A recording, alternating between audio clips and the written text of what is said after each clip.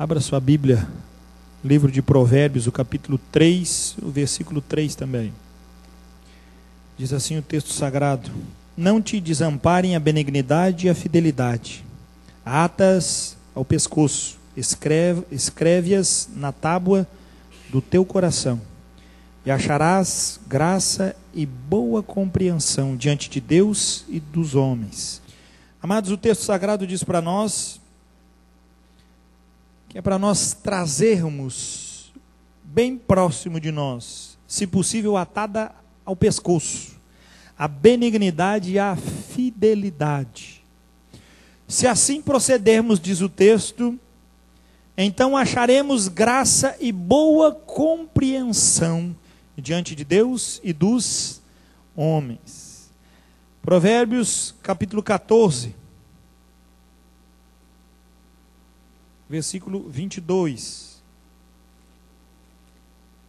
Provérbios 14, versículo 22, diz assim o texto sagrado: acaso não erram os que maquinam o mal, mas amor e fidelidade haverá para os que planejam o bem. Novamente está dizendo para nós lá benignidade, fidelidade, aqui amor e fidelidade. Trazendo para nós justamente o entendimento de que maquinar o mal é errar, mas aqueles que trazem e planejam o bem, enriquecem sua vida com amor e com fidelidade. A ação de Deus para a nossa vida não vai ser diferente se o nosso coração não entender bem a raiz desta fidelidade. Porque na maioria das vezes nós trazemos para nós a fidelidade desde que essa fidelidade não nos envolva no compromisso com ela. Mas até agora, pelo que vimos lá no Provérbios, tanto o caminhar quanto o desenvolver dela, vamos colher fidelidade, amor, benignidade e fidelidade. Oséias, capítulo 2. Oséias, capítulo 2, versículo de 18 a 20. Um dos profetas menores, logo depois de Daniel, já vem Oséias. Ele é o primeiro dos menores, não por importância, mas por quantidade de texto, logicamente, né, irmãos? É a palavra de Deus do mesmo jeito. Livro de Oséias, o capítulo 2, versículo 18 a 20, diz assim o texto sagrado: naquele dia farei a favor dela aliança com as bestas feras do campo, e com as aves do céu, e com os répteis da terra, e tirarei desta o arco, e a espada, e a guerra, e farei o meu povo repousar em segurança. Promessa para o povo de Israel. 19. Desposar-te-ei comigo para sempre. Desposar-te-ei comigo em justiça, e em juízo, e em benignidade, e em misericórdias. Desposar-te-ei comigo em fidelidade, e então conhecerás ao Senhor. Veja bem, querido, as consequências da fidelidade é que nos levam a conhecer o Senhor.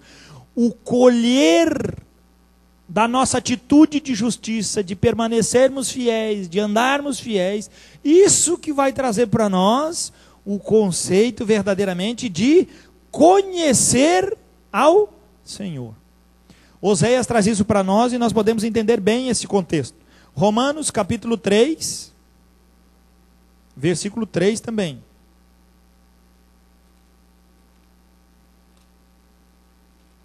Romanos 3, 3. Esse texto é um texto que mexe com as minhas entranhas. Quando ele diz assim, Romanos 3, 3. E daí, se alguns não creram, a incredulidade deles virá desfazer a fidelidade de Deus? O que é que ele está dizendo? Gente, Jesus veio e se manifestou para os judeus, mas eles não creram. Quer dizer, que agora a incredulidade daquele povo vai desfazer a fidelidade de Deus? Qual é a resposta do apóstolo? O que ele diz, versículo 2? Versículo 3, versículo 4, quer dizer, de maneira nenhuma, gente. Como é que eu vou?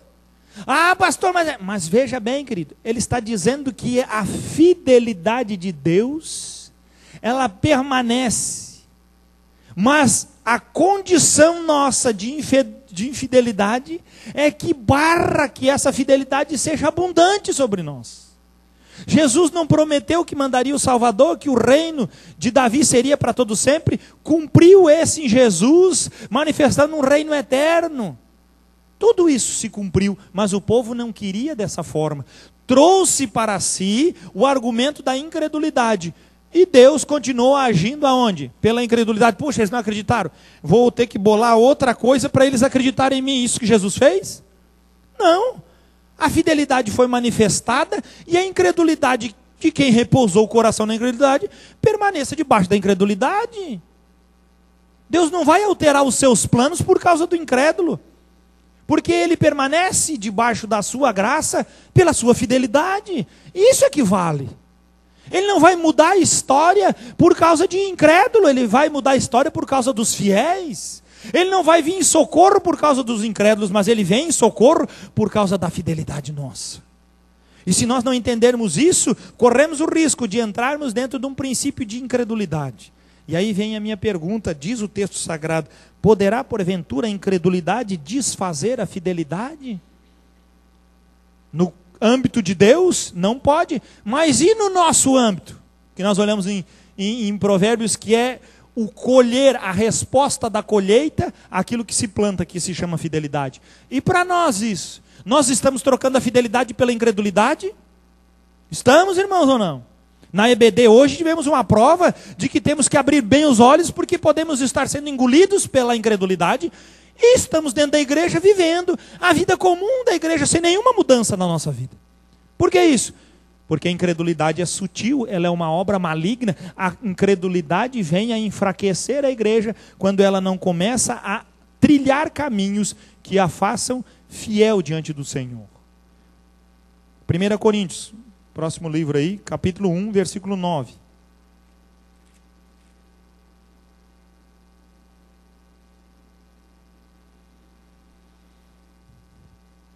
Melhor, versículo 8 e 9. 1 Coríntios 1, 8 e 9 diz assim: o qual também vos confirmará até o fim. Quem? O Senhor Jesus, logo. Para serdes irrepreensíveis no dia de nosso Senhor Jesus Cristo. Como que isso vai acontecer, pastor? Versículo 9. Fiel é Deus, pelo qual fostes chamados à comunhão de seu Filho Jesus Cristo, nosso Senhor.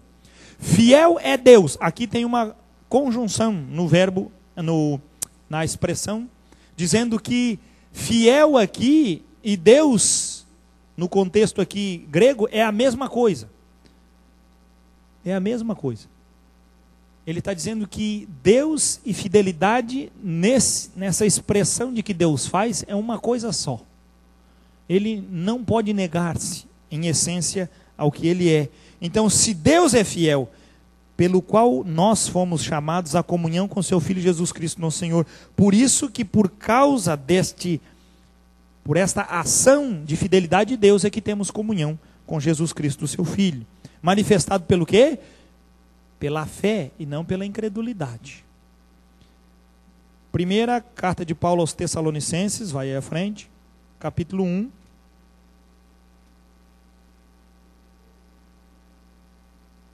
Versículo 9.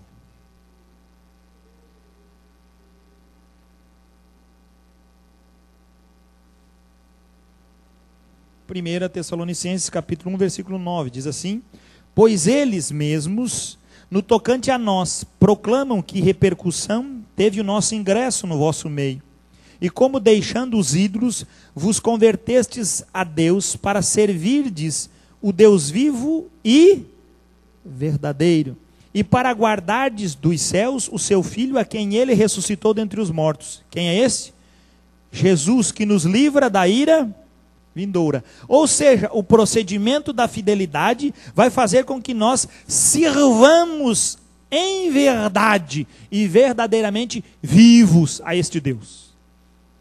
E isso não quer dizer que a fidelidade vai trazer para nós louros, vai trazer para nós caminho, vai trazer para nós maturidade.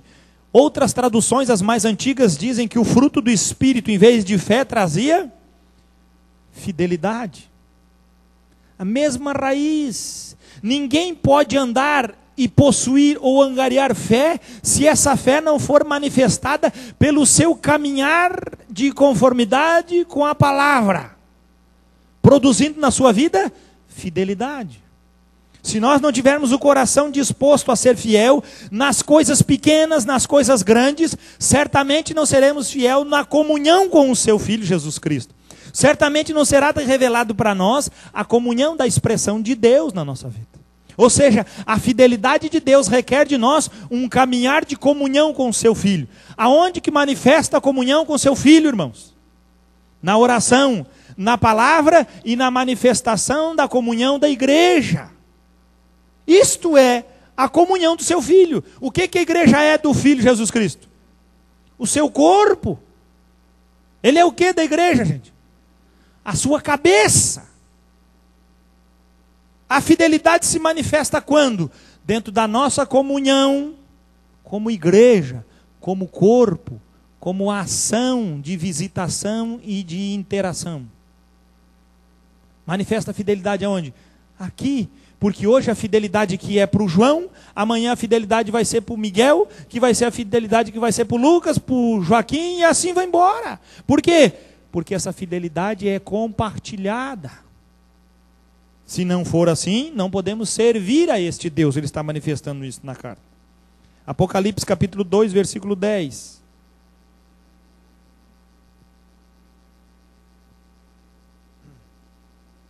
Final. João escrevendo para Esmirna, finalzinho do versículo 10, que é dentro do contexto de Esmirna, mas ele traz para nós uma grande expressão bíblica que serve muito bem no princípio de fidelidade. Promessa para aquela igreja, promessa para aqueles que permanecem, trazendo a fidelidade como uma ação de verdadeira direção diante de Deus. Capítulo 2, versículo 10, o final diz: "Sê fiel até a morte, e dar-te-ei a coroa da vida." Esta cidade gabava-se pela sua fidelidade a Roma. E Jesus, então, diz para eles o quê? Sejam fiel até a morte. E então vocês vão ganhar a coroa da vida. Era uma cidade, como nós já estudamos no livro do Apocalipse, muito bem influenciada, porque tinha todos os seus trâmites com glória a Roma. E vem Jesus e destrói o poder que Roma tem sobre aquela cidade, dizendo: permaneçam fiel ao Senhor verdadeiro. Era verdadeiramente lutar contra a maré no meio daquela situação. Toda a comunidade era comum a promessa, a fidelidade a Roma. E os cristãos tinham que ser fiel o quê? Até a morte. Por que fiel até a morte? Porque quem era contrário a Roma estava colocando seu pescoço aonde? Para ser morto. Não foi aqui ser fiel até o dia da sua morte.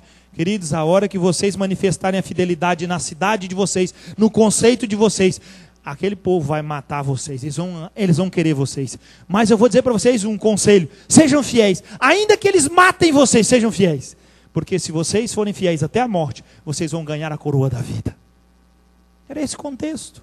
Mas nós não podemos aprender nada nesse contexto para nós? Tanto podemos como devemos aprender. Terceira carta de João. Só tem um capítulo só, né? Por isso que não tem. Terceira carta de João. João escreve para Gaio, e no meio da escrita ele traz o versículo 5, o bom exemplo deste homem. Qual é o bom exemplo que este homem tinha a ponto de o apóstolo João falar com tanto carinho a respeito de Gaio, o presbítero amado que ele se refere? Terceira epístola de João, versículo 5. Amado, procedes fielmente naquilo que praticas para com os irmãos. Irmãos, qual era o objetivo? E ele era tão querido por João, porque a prática da fidelidade não era propícia somente à sua vida, mas tinha alcançado aonde? O âmbito. Que âmbito? Aos irmãos. Olha lá mais. Versículo 5. Amado, procedes fielmente naquilo que praticas para com os irmãos, e isto fazes mesmo quando são estrangeiros, os quais perante a igreja deram bom testemunho do teu amor. Bem farás, encaminhando-os em sua jornada por modo digno de Deus.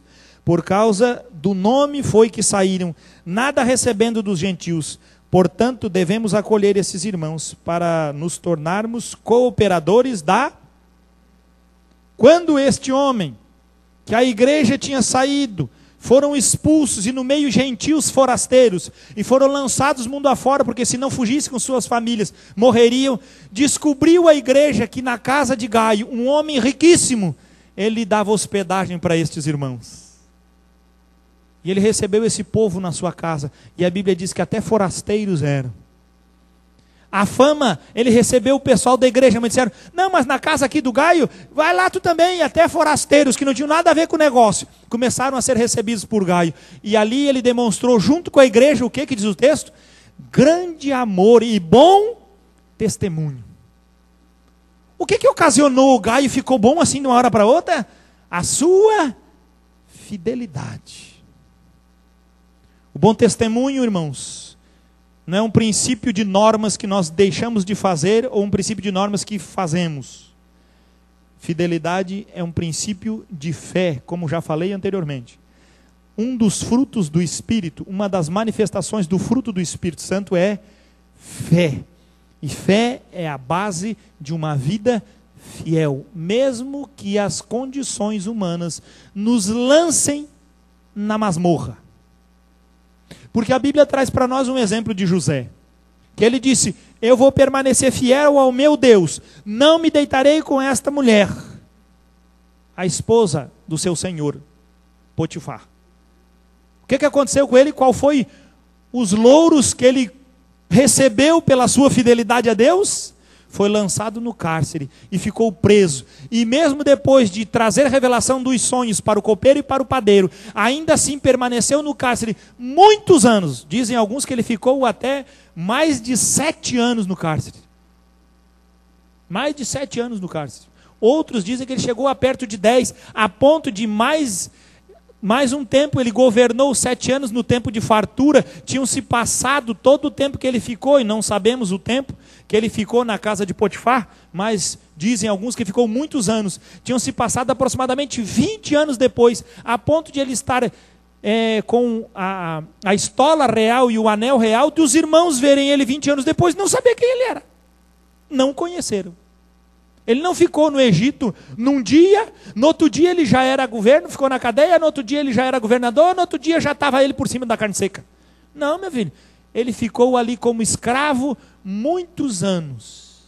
Ele ficou ali como presidiário muitos anos. E qual foi o preço que ele pagou para isso? A fidelidade. Você é fiel? Você está disposto, não? Você é fiel? Escute bem. Você é fiel? Se você falar assim, sim, pastor, eu sou fiel, saiba que você está botando teu pescoço na guilhotina. Porque a fidelidade de Deus é provada pelas atitudes nossas. Eu sou fiel. É assim. Fidelidade é com envolvimento no corpo, a ponto de ser preso, a ponto de ele perder os bens que possuía e a importância que tinha esse homem chamado Gaio, a ponto de ele saber que quando ele estava trabalhando dessa forma, o próprio apóstolo João diz, portanto devemos acolher esses irmãos, para nos tornarmos cooperadores da verdade. A fidelidade é a obra que nos faz cooperadores junto com a verdade. Se é cooperador da verdade, precisamos entender e discernir muito mais isso nas nossas vidas.